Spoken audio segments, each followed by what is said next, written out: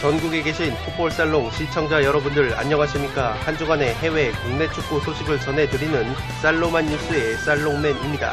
살로만 뉴스는 불필요한 뼈다구는 가감없이 발라버리고 야들야들한 살만 있는 살로만 치킨처럼 구독자 여러분들의 피와 살이 되는 해외 국내 축구 소식만을 쏙쏙 골라서 제공을 해드리는 풋볼 살롱만의 살로만 뉴스입니다. 오늘은 6억 1천만원이 유월된 축구토토 승무패 28회차에 들어온 미국 메이저리그 사커 심층 프리뷰를 진행을 하려고 합니다. 승무패 28회차는 27회차에서 1등 적중자가 나오지 않으면서 6억 1천만원이 이월이 됐습니다. 따라서 많은 분들께서 구매를 염두에 두고 계시기 때문에 풋볼살롱은 주중에 살로만 뉴스를 통해서 미국 메이저리그 사커 심층 프리뷰를 진행을 하려고 합니다. 최근에 승무패 경기에 미국 메이저리그 사커가 들어오면서 구독자 여러분들이 굉장히 많은 혼란을 겪고 있습니다. 이 팀 이름마저도 생소한 것이 미국 메이저리그 사커이기 때문에 풋볼살롱은 최대한 살로만 뉴스를 통해서 이 미국 메이저리그 사커 팀들이 어떤 축구를 하고 그 팀의 에이스는 누구인지 한눈에 파악을 하실 수 있도록 양질의 정보를 제공을 해 드리려고 합니다. 이번 승무패 28회차에는 MLS 경기가 무려 8경기가 들어오기 때문에 MLS를 집중적으로 다루려고 합니다. 수요일 살로만 뉴스 1부에서는 미국 메이저리그 사커 8경기 중에 4경기를 심층 프리뷰를 진행을 하고 목요일에는 나머지 4경기 MLS 경기를 다뤄드리도록 하겠습니다. 이 수요일과 목요일에 살로만 뉴스를 통해서 조금은 면밀하게 미국 메이저리그 사커 초안을 잡아두시고 제가 항상 금요일에 올려드리는 승무패 현미경 분석을 통해 나머지 일본 제1리그와 K리그2 경기까지 이 종합을 해서 픽을 구성을 하신다면 좋은 결과가 있을 것으로 생각이 됩니다. 지금 보시는 프로토 적중 내역들은 풋볼살롱이 풋볼살롱 멤버십 회원 여러분들에게 공유를 드렸던 프로토 조합픽들 중에서 적중이 된 내역들만 모아놓은 내역입니다. 최근 2달간의 내역인데 풋볼살롱 membership 카페와 유튜브 공지사항을 통해서 풋볼살롱이 직접 구매를 하는 프로토 조합픽을 공유를 드리고 있습니다. 이 적중 픽들을 보시면 다 폴더 조합으로 구성이 되어 있고 풋볼살롱의 프로토 배팅 스타일은 한 폴더나 두 폴더짜리 단 폴더 저배당 픽은 잘 구성을 하지 않습니다. 이 최소 4개에서 최대 6개, 7개가량의 다 폴더 고배당 픽 위주로 조합을 하고 있고 개인적으로는 프로토는 적중률보다는 수익률이 더 중요하다고 생각을 하기 때문에 이 수익률에 포커스를 맞춰서 프로토를 구매를 한 픽 그대로 멤버십 회원 여러분들에게 분석 자료를 함께 곁들여서 공유를 드리고 있습니다. 이 가장 최근에 적중이 됐던 내역은 지난 주말에 있었던 프로토 54회차였고 이 54회차 일본 제1리그와 K리그2 경기 그리고 아시아 챔피언스 리그와 유로 2020 결승 경기를 조합을 해서 5폴더짜리 28.1배당의 적중픽이 나왔습니다.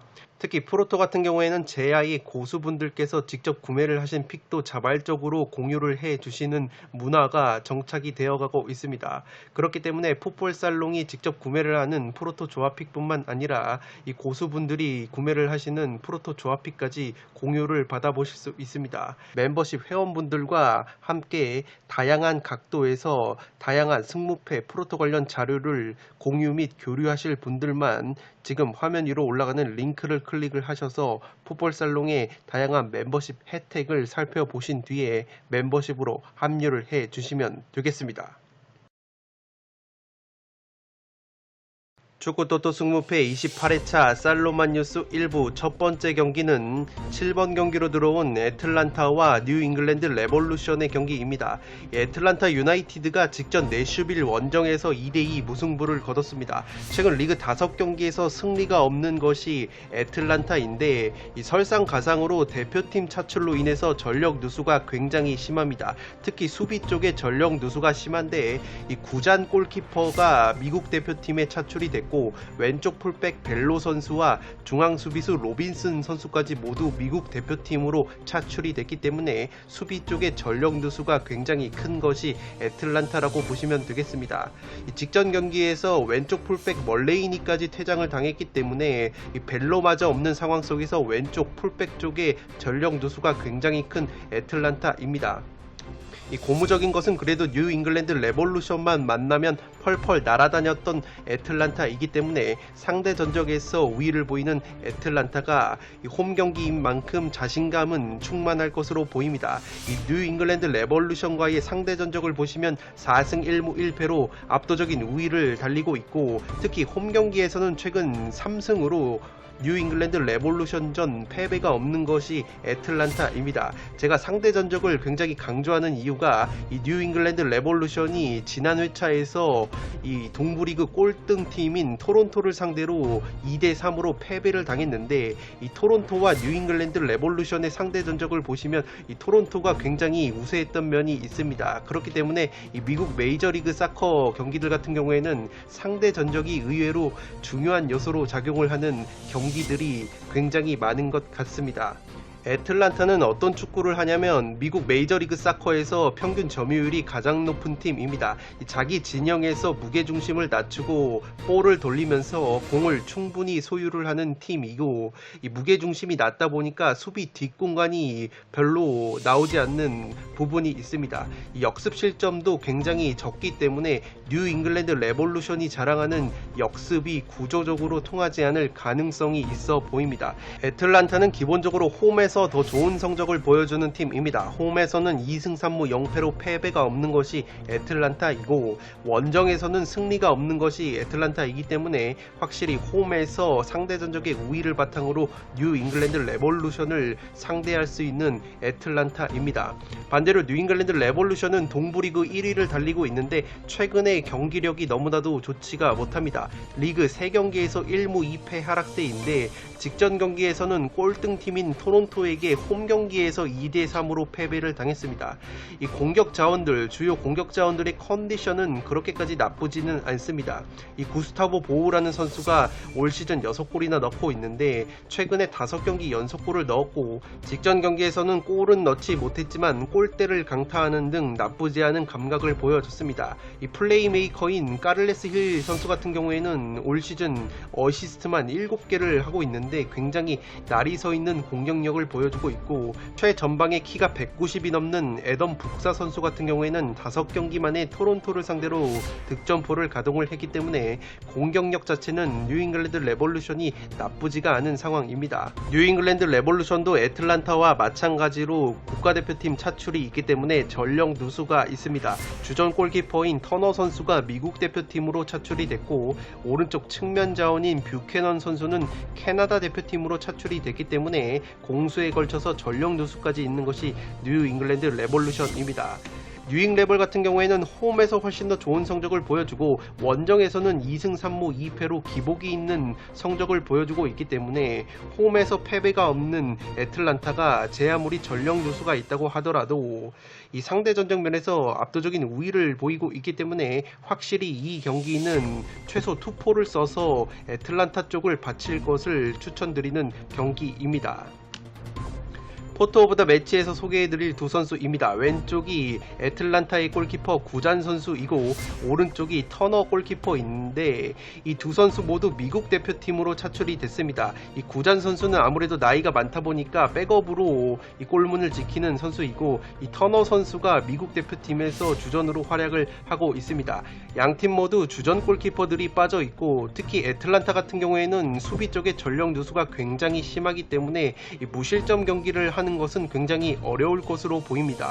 반대로 뉴 잉글랜드 레볼루션 같은 경우에도 최근에 3경기째 승리가 없는 흐름이고, 원정만 가면은 경기력이 기복이 있는 상황이기 때문에 이 뉴 잉글랜드 레볼루션 역시 실점을 할 여지가 있어 보입니다. 따라서 이 경기는 최소 2포를 잡아서 애틀란타 쪽도 받쳐볼 만한 경기이지 않을까 싶습니다.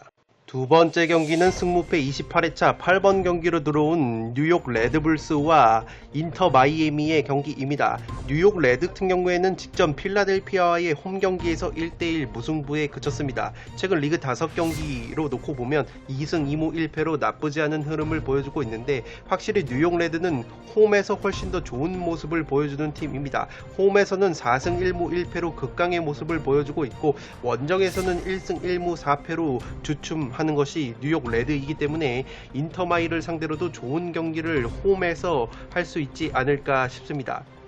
이 뉴욕 레드가 최근에 다시 상승세를 타고 있는 이유가 에이스인 카세레스 주니어 선수가 대표팀 차출해서 돌아왔습니다. 이 코파 아메리카에서 활약을 했던 카세레스 주니어 선수가 뉴욕 레드불스로 복귀를 한 다음에 굉장히 맹활약을 해주고 있고, 카세레스 주니어 선수가 올랜도 시티전에서도 골을 넣으면서 승리를 견인을 한 바 있기 때문에 카세레스 주니어를 앞세운 뉴욕 레드 쪽의 화력이 인터 마이보다는 강해 보이는 경기입니다. 마이애미와의 상대 전적을 보시면 1승 1패로 팽팽한 모습을 보여주고 있는 뉴욕 레드인데, 뉴욕 레드의 불안 요소로는 수비 쪽의 전력 누수가 굉장히 있습니다. 중앙 수비수인 아롱롱 선수가 부상 중에 있고, 풀백인 구트만 선수와 이 미드필더 클라크 선수가 부상 중이기 때문에 공수에 걸쳐서 전력 누수가 조금은 있는 것이 뉴욕 레드입니다. 이 뉴욕 레드 같은 경우에는 카세레스 주니어 선수와 더불어서 최전방에 공격수 파비오 선수가 있는데, 이 파비오 선수가 골은 2골밖에 없는데 어시스트가 굉장히 많습니다. 올 시즌 5개의 어시스트를 기록을 하고 있는 파비오 선수이고, 확실히 뉴욕 레드는 최전방 공격 자원보다는 카세레스 주니어를 필두로 한 중원 자원들의 고른 득점포를 앞세운 축구를 한다고 보시면 되겠습니다. 뉴욕 레드의 강점이 전방 압박인데, 이 전방 압박을 굉장히 빡세게 하다 보니까 수비 뒷공간이 노출이 되는 약점이 있습니다. 따라서 역습 공격이 강한 팀에게 고전을 하는 모습이 있는데, 인터 마이애미 같은 경우에는 역습 득점이 올 시즌 없기 때문에 역습의 강점이 있는 팀은 아니라는 점에서 뉴욕 레드가 수비 뒷공간에 대한 위험 요소가 그렇게까지 노출이 될 것 같지는 않습니다. 인터 마이애미 같은 경우에는 직전 몬트리올 원정, 몽레알 원정에서 0대1 패배를 당했습니다. 최근 리그 5경기에서 5연패 하락세에 빠진 것이 인터 마이애미인데, 이 마이애미 같은 경우에는 이 국내 축구 팬들에게 굉장히 익숙한 곤살로 이과인 선수가 활약을 하고 있습니다. 이과인 선수가 올 시즌 5골이나 넣어주고 있습니다. 근데 이과인 선수를 제외를 하면은 2골 이상 넣은 선수가 없기 때문에 이과인 선수가 침묵을 하면 인터 마이애미의 득점원이 사실상 전무하다고 보시면 되겠습니다. 인터 마이애미 같은 경우에는 특출난 장점이 없는데 4-2-3-1 포메이션을 활용을 하고 최전방 원톱 이과인 선수의 골 결정력을 바라보는 축구를 합니다. 4-2-3-1 포메이션에서 양쪽 측면 공격을 주로 활용을 하는데, 측면 자원인 모건 선수와 셰이 선수가 올 시즌 그렇게까지 많은 공격 포인트를 기록을 하고 있지는 못합니다. 그나마 고무적인 것은 상대 전적 면에서 1승 1패로 팽팽하다는 점과, 인터 마이애미 같은 경우에는 오히려 홈보다 원정에서 훨씬 더 좋은 성적을 보여준다는 점입니다. 홈에서는 올 시즌 0승 1무 4패로 승리가 없는 것이 인터 마이애미인데, 원정에서는 그래도 2승 1무 3패로 승리가 2승이나 있기 때문에 5연패라는 기나긴 수렁 끝에서 빠져나올 수 있는 가능성이 조금은 있지 않을까 싶습니다. 포토 오브 더 매치에서 소개해드릴 두 팀의 공격 핵심 자원들입니다. 왼쪽이 카세레스 주니어라는 뉴욕 레드의 핵심 공격 자원이고, 오른쪽은 우리나라 팬들에게도 익숙한 곤살로 이과인 선수입니다. 이 카세레스 주니어 선수가 코파 아메리카 기간에 대표팀으로 차출이 됐을 때 뉴욕 레드불스가 공격 작업에 어려움을 겪었는데, 확실히 카세레스 주니어 선수가 돌아오니까 공격 작업도 유기적으로 이루어지고 있습니다. 이 반대로 마이애미의 에이스 이과인 선수가 올 시즌 5골이나 넣어주면서 제 몫을 해주고 있는데, 이과인 선수를 제외하면은 2골 이상 넣은 선수가 없을 정도로 확실히 이과인 선수가 터져주지 않는다면 마이애미가 득점을 하는데 어려움을 겪을 것으로 보입니다.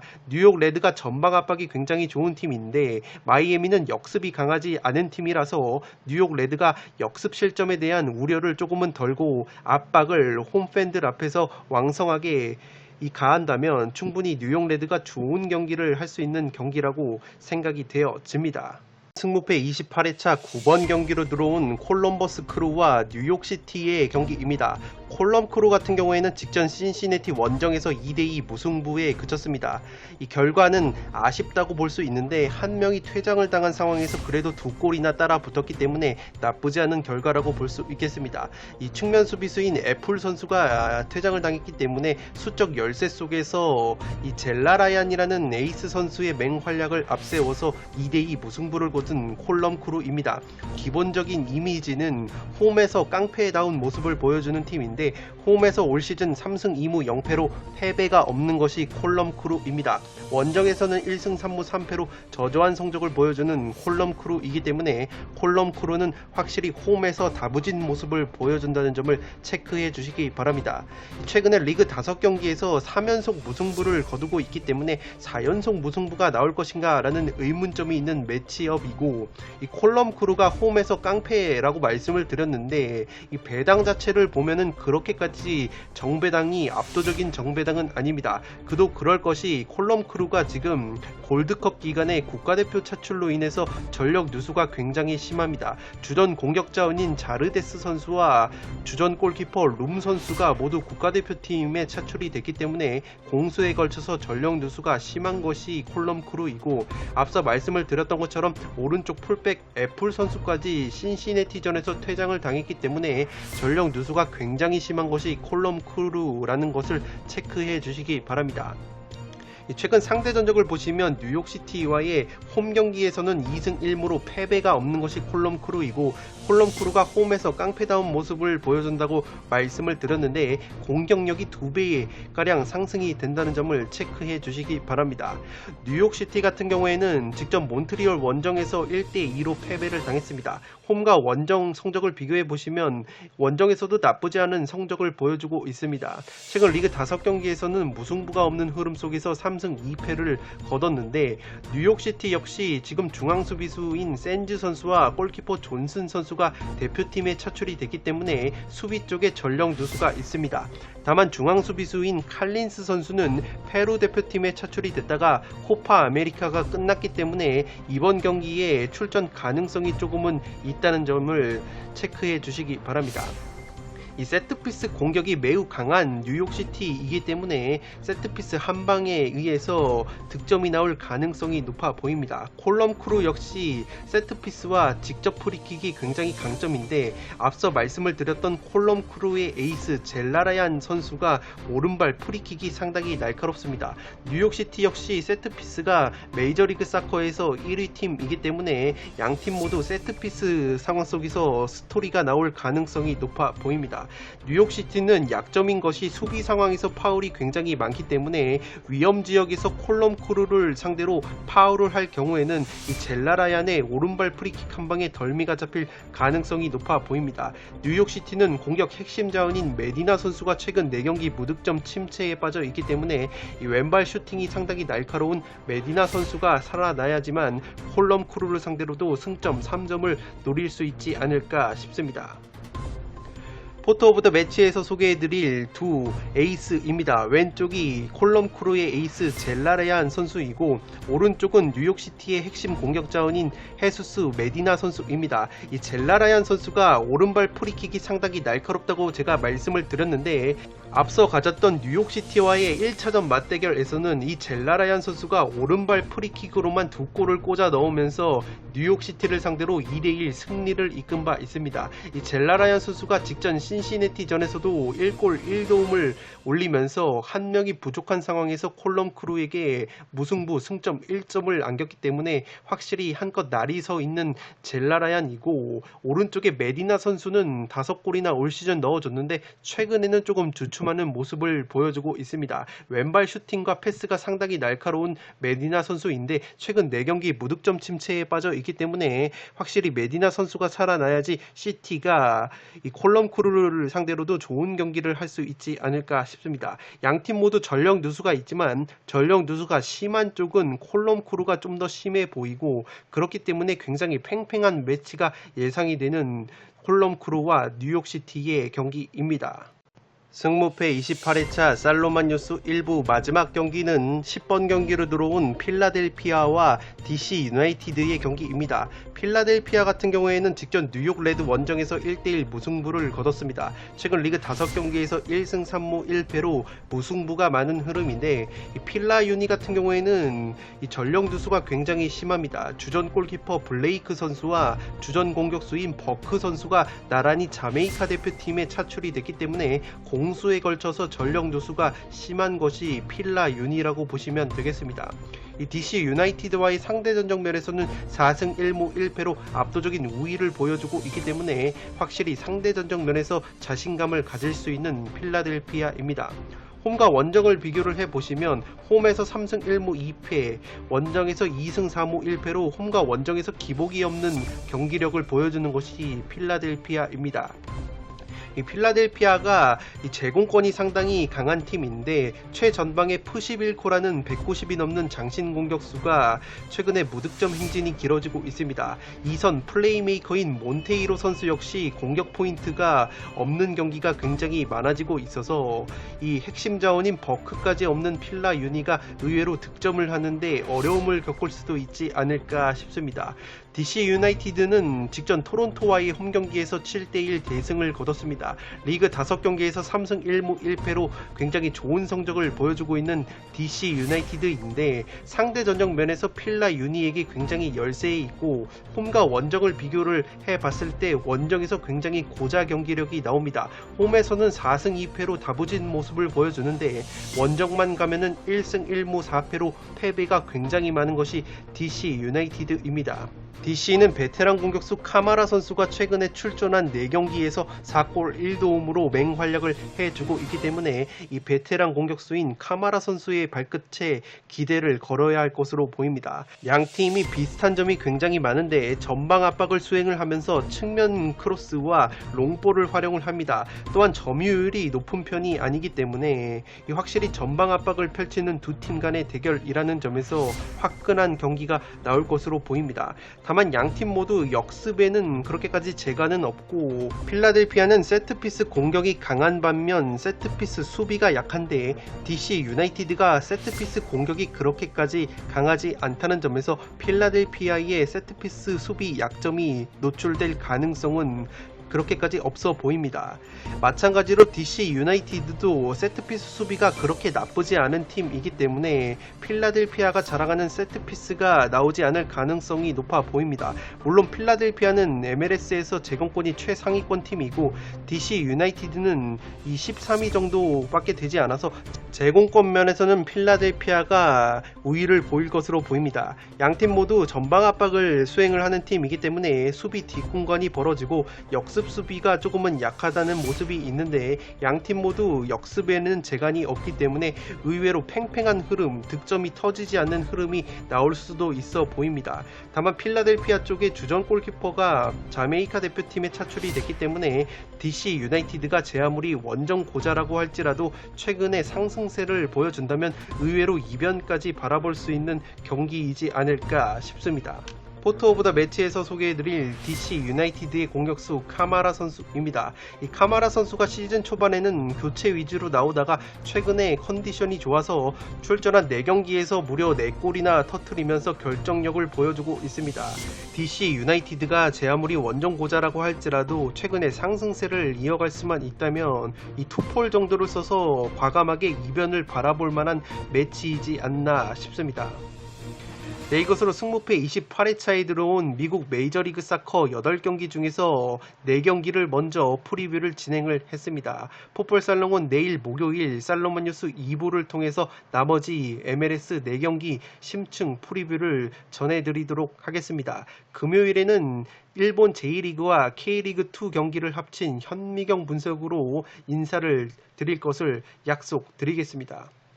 끝으로 영상이 도움이 되신 분들은 좋아요와 구독 버튼을 눌러주시면 풋볼살롱 채널에 크나큰 힘이 됩니다. 구독 버튼 옆에 종 모양의 알림 설정을 해주시면 그 누구보다 빠르게 양질의 축구, 승무패, 프로토 관련 컨텐츠를 만나보실 수 있습니다. 지금까지 풋볼살롱이었습니다. 감사합니다.